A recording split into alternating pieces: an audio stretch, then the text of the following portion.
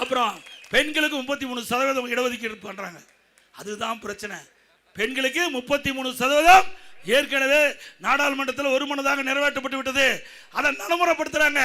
அதை நடைமுறைப்படுத்துறதுக்கு தடுக்கிறதுக்கு இத்தனை வேலை பண்றார் ஸ்டாலின். ஆக இன்றைக்கு பெண்கள் மத்தியில் நல்ல பேர் வந்துடும் மத்திய அரசாங்கத்துக்கு. அதற்காக இப்படிப்பட்ட கருப்பு கொடி வீடுதோறும் ஏற்ற வேண்டும் என்ற ஒரு தவறான செய்தி சொல்லுங்க. அது யாரும் நம்ப வேண்டாம்.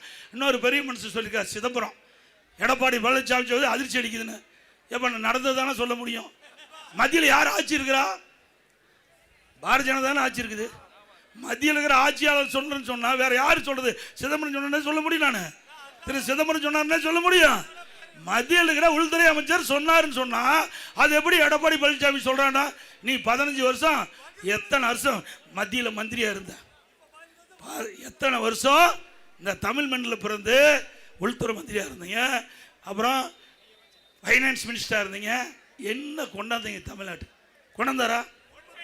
இவர் பேசுறதுக்கு தகுதி இருக்குதா? தகுதி இருக்குதா? தமிழ்நாட்டு மண்ணில் பிறந்து பல ஆண்டுகளாக தமிழ்நாட்டு மக்களை ஓட்டுகளை வாங்கி மத்தியிலே ஆட்சி அதிகாரத்திலே அமர்க்கின்ற பொழுது தமிழ்நாட்டுக்கு எந்த நிதியும் கொடுக்கல, திட்டத்தையும் கொடுக்கல.